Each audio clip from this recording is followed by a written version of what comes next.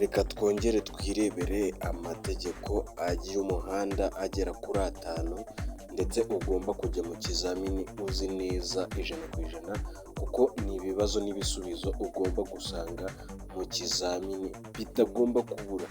Ugomba kugenda witwaje ukaba ubizi neza 100%. Muri ibyo ngibyo tugiye kurebera hamwe amategeko agera kuri 5 kugira ngo uzajye muri examen uyazi neza 100%.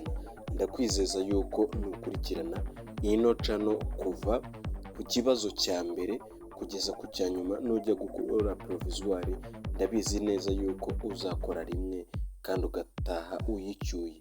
Icyo nagusaba rero, kora subscribe ukande no kuri iyo nzogera notification kugira ngo tuzajye twibanira mu nkuru zigiye zitandukanye nk'izi ngizi.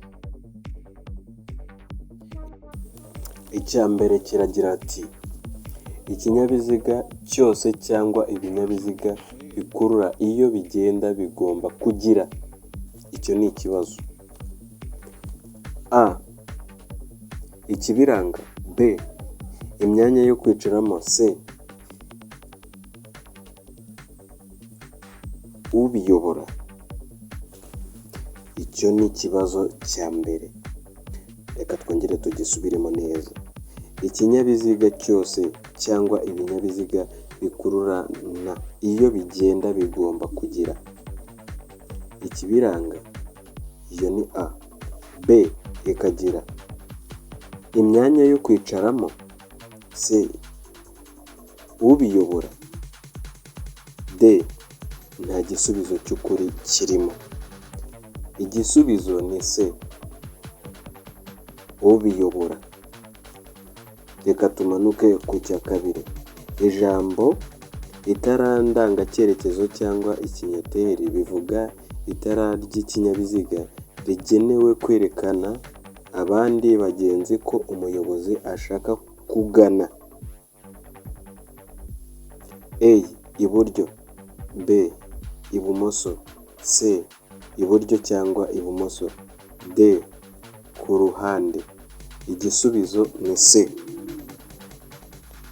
C iravuga ngo iburyo cyangwa ibumoso.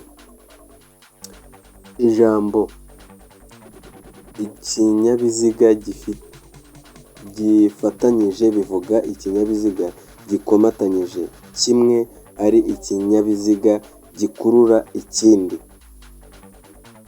A. Igikomatanyije. B. Makuzungu. C. Rumoroke. D. Igikururana kabiri. Igisubizo hano ni B. Makuzungu. Ibyo ari byo byose abakozi babifitiye ububasha. Ubwo icyo ni icya kane. Ibyo ari byo byose abakozi babifitiye ububasha bashobora gutegeka kugendera. A. Ku mirongo iteganye. B. Ku mirongo ibangikanye. C. Ku mirongo ibiri. D. Ku murongo umwe. I. Nta gisubizo cy'ukuri kirimo. Igisubizo hano ni B. Ku mirongo ibangikanye. Ku cya gatanu rero. Icya gatanu kiravuga ngo ijambo inzira y'ibinyabiziga bisobanura. A. Inzira zikikije umuhanda.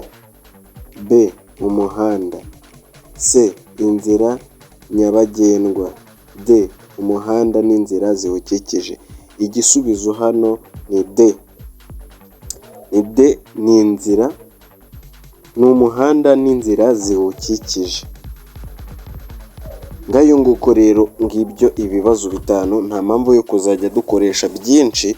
Icyiza ni uko twajya dukoresha bikeya kugira ngo tuzabashe kujya tugenda tunabifata mu mutwe, kuko iyo umuntu ari kugenda adusubiramo ejo akongera akadusubiramo turagenda tukimarika mu mutwe ku buryo ntaho ugeze usanga nyine byahwaniyemo, kuko murabizi yuko iyo ugiye kujya gukora uba usanga ikizamini gifite iminota 20 kandi ibibazo nabyo aba ari 20.